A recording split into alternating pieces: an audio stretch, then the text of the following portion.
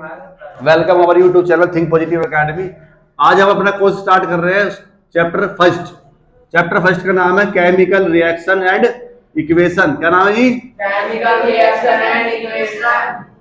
और ये हमारा पहला चैप्टर है कोर्स का जो आज स्टार्ट कर रहे हैं हम। पहली क्लास है ये, फर्स्ट क्लास। जुड़े रहे और सीखते रहे नई नई चीजें। तो चैप्टर का नाम है केमिकल रिएक्शन एंड इक्वेशन। तो सबसे पहले तो हमें चैप्टर का मतलब पता होना चाहिए कि केमिकल रिएक्शन होती क्या है। केमिकल रिएक्शन, देखो जी, केमिकल रिएक्शन से पहले बात करते हैं हम केमिकल इक्वेशन की। किसकी बात करेंगे जी? केमिकल इक्वेशन की बात करते हैं हम। केमिकल इक्वेशन क्या होती है, मैं एग्जांपल देता हूं आपको कि जैसे H2 को बोलते हैं हम हाइड्रोजन। क्या बोलते हैं बेटा? H2 को बोलते हैं हम हाइड्रोजन। 9th क्लास में सभी ने सीखे हैं ना एलिमेंट के नाम।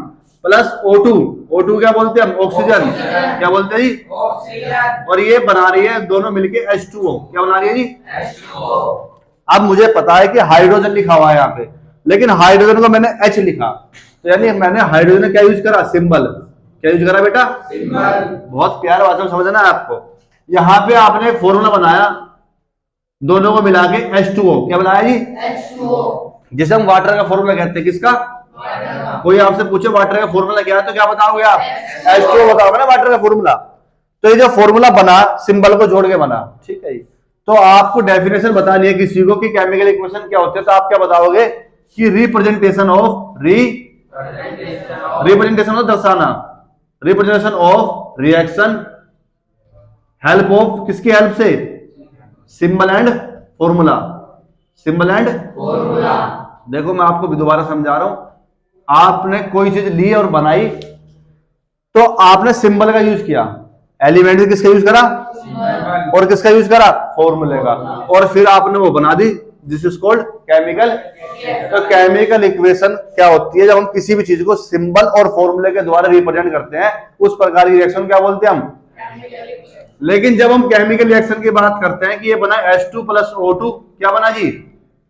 H2O। तो ये जो आपने यूज करा है यहाँ पे, इसे बोलते हैं हम रिएक्टेंट। क्या बोलते हैं जी?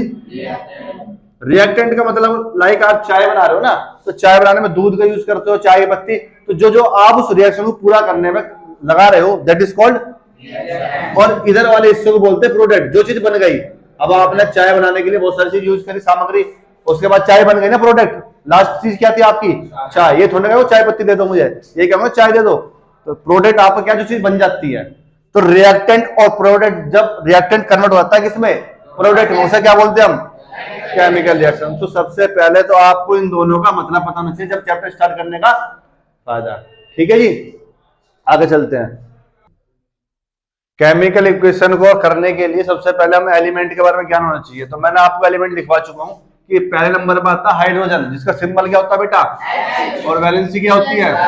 +1। ऐसे ही हमारे पेपर में 1 से लेकर 20 तक एलिमेंट ऐसे हैं जो इस चैप्टर को काम आएंगे। ठीक है जी। यदि मुझे केमिकल इक्वेशन रिएक्शन बनानी है तो मुझे एलिमेंट हर हालत में याद होना चाहिए कि lithium, beryllium, boron, carbon, nitrogen, oxygen की वैलेंसी क्या होती है, सिंबल क्या होता है। और इनके साथ में कुछ खास ऐसे कंपाउंड है जो मैं आपसे बार रिपीट कर रहा हूं, इन पे आपको ध्यान रखना बहुत जरूरी है। कार्बोनेट को CO3 बोलते हैं, -2 उसकी वैलेंसी होती है। सल्फोनेट को बोलते हैं SO4 -2, nitrate NO3 -1, hydroxide OH। ये ज्यादातर यूज होंगे। और कुछ सिंपल एलिमेंट्स होते हैं like copper, zinc, iodine, bromine, barium, iron, silver, ammonium. यदि आप ये सारे याद कर लोगे तो आपको ये चैप्टर बहुत आसान लगेगा जी। ये बड़ा इंपॉर्टेंट पोर्शन है जी आपका। ये एग्जाम के लिए बड़ा पॉइंट ऑफ व्यू से बहुत इंपॉर्टेंट है जी। कैसे आप केमिकल रिएक्शन को, इक्वेशन को बनाओगे। मान के चलो आपके पास पेपर में आया है कि हाइड्रोजन क्या है बेटा? हाइड्रोजन। और उसके साइड में लिखा होगा जी का मतलब होता है गैस, L का मतलब लिक्विड, S का मतलब solid. Very good. Hydrogen plus oxygen, hydrogen plus, और ऑक्सीजन के बराबर में क्या लिख रहा होगा? जी। ये बना रहा है हाइड्रोजन ऑक्साइड, हाइड्रोजन ऑक्साइड। अच्छा, आपसे ये दे दिया और आपसे बोलेगा कि केमिकल इक्वेशन बनाओ उसकी और बैलेंस करो। क्या करो? तो पहले तो बनानी आनी चाहिए ना आपको। तो स्टेप फर्स्ट ध्यान से सीखना जी, बड़ा प्यार से तरीके से सिखाऊंगा जी। ये लिखा हुआ है हाइड्रोजन। अब हाइड्रोजन का सिंबल जितने बच्चे बैठे सभी को पता क्या होता है? H होता है। यदि उसके आगे गैस लिखा हो, क्या लिखा हो? गैस, तो उसके नीचे आप क्या लगाओगे? क्या लगाओगे? समझ में आया मैंने क्या बोली? प्लस ऑक्सीजन, ऑक्सीजन में क्या बोलेंगे? आगे गैस लग रहा है, क्या लगाओगे? 2 लगाओगे। वेरी गुड, आगे चले गए। मैंने आपसे भी पढ़ाया था कि जो इधर वाला हिस्सा होता है इसे क्या बोलते हैं हम? रिएक्टेंट। क्या बोलते हैं जी? जो चीजें हम यूज कर रहे हैं रिएक्शन को पूरी करने के लिए, दैट इज कॉल्ड। जब हमारी रिएक्शन कंप्लीट हो जाती है उसे क्या बोलते हैं हम? प्रोडक्ट। ये पता होना चाहिए बेसिक चीजें आपको। देखो पेपर वाला भी पूछ लेता है। हाइड्रोजन को क्या बोलते हैं? H। क्या बोलते हैं हाइड्रोजन को? ऑक्सीजन को क्या बोलते हैं? यहाँ तो कोई दिक्कत। अब आप ये कहोगे भैया यहाँ तो आपने हाइड्रोजन नीचे 2 लगाया, लेकिन यहाँ भी तो हाइड्रोजन यहाँ 2 नहीं लगाया। तो बेटा एक नोट डाल लेना और ये याद कर लेना, नोट बहुत इंपॉर्टेंट है। जब गैस, कोई एलिमेंट है लेकिन वो गैस है और वो अकेला हो, क्या हो जी? जब ही 2 यूज करते हैं, जब ही इंडिपेंडेंट होता है नेचर में गैस, जब ही 2 यूज, इसके नीचे 2, जब वो अकेली हो। अब यहाँ पे गैस अकेले नहीं, साथ में क्या उसके? ऑक्सीजन है। अब ऐसी स्थिति में क्या करेंगे हम? वैलेंसी शो करते हैं। क्या शो करते हैं? हाइड्रोजन की वैलेंसी क्या होती है? 9th क्लास में सीखे हमने, मैं लिखवा भी चुका हूं आपको। ऑक्सीजन की वैलेंसी क्या होती है बेटा? -2। क्या होती है? -2 होती है। सेकंड स्टेप बड़े ध्यान से सीखना, थोड़ा सा भी लगेगा, एक आधा और एग्जांपल होता है, आने लग जाएगा आपको। यहाँ पे S उतारा तो H2, क्यों उतारा मैंने ऐसी? क्योंकि इसके साथ में कोई है नहीं रिएक्ट करने वाला। मान लो एक गली में आप अकेले लड़ोगे, किससे? कोई होना चाहिए ना साथ में। O2। अब यहाँ पे मैंने 9th में सिखाया था कि जब वैलेंसी सेम ना हो, जब वैलेंसी तो क्रॉस मल्टीप्लाई करते हैं। 9th में सिखाया था ना, इसकी पावर यहाँ जाएगी, इसकी पावर, इसलिए 2 आ जाएगा इसके नीचे और 1 के नीचे क्या आ जाएगा? वो लिखते नहीं हम। सिखाया था ना मैंने, क्यों बनाया H2O। तो रटना नहीं है किसी भी चीज को आपको। ये रिएक्शन बन गई आपकी स्टेप 3। स्टेप अब मुझे करनी है बैलेंस। क्या करनी है जी? बैलेंस का मतलब होता है कि जितने एटम इधर है रिएक्टेंट के, उतने ही एटम प्रोडक्ट के होने। अब आप कहोगे भैया थोड़ा कम समझ में आया, मैं बता रहा हूं बेटा मैं क्या कहना चाह रहा हूं। H2 plus O2 H2O। मेरा मतलब ये था कि H के कितने एटम है? यहाँ 2 है ना, 2 मॉलिक्यूल है यहाँ पे। O के भी कितने हैं? 2। यहाँ H कितने हैं? 2। लेकिन ऑक्सीजन कितना है? 1। तो मैं यहाँ कितने की मल्टीप्लाई करूं? कितने की? कि ऑक्सीजन 2 हो जाए। 2 की मल्टीप्लाई करूं कितने की? ऑक्सीजन कितने हो गए? लेकिन हाइड्रोजन 4। तो यहां भी कितने करने पड़ेंगे? तो यहां भी हाइड्रोजन 4 हो गए, यहां भी 4 हो गए। यहां ऑक्सीजन कितनी? 2। यहां भी कितनी हो गई? 2।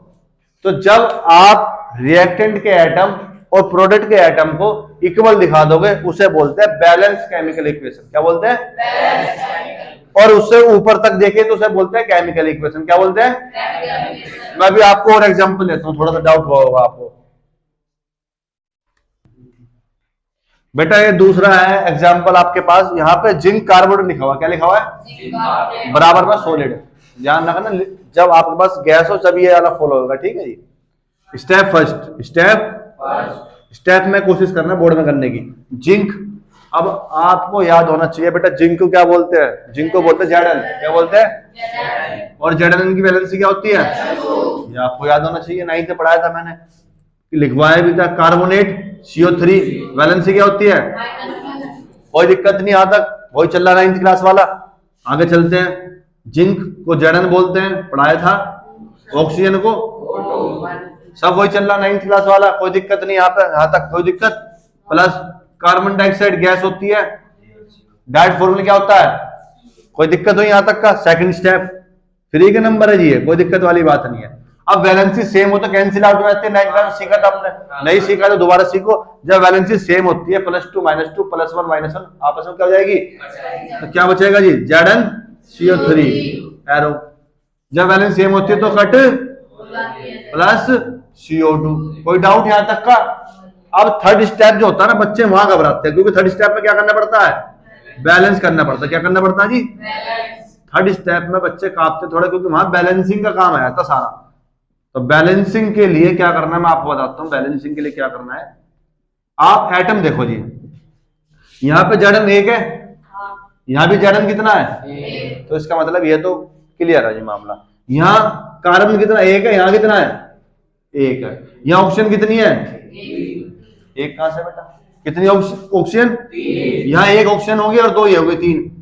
तो ये अभिक्रिया पहले से बैलेंस, जबरदस्ती बैलेंस नहीं करनी। कभी सोचो नहीं कुछ तो होगा क्वेश्चन में, जबरदस्ती नहीं करनी। जब पहले से बैलेंस हो तो उसे ऐसी कैसी पेपर में आप छोड़ दो। कंप्लीट अब आई समझ में, गारंटीड। ठीक है।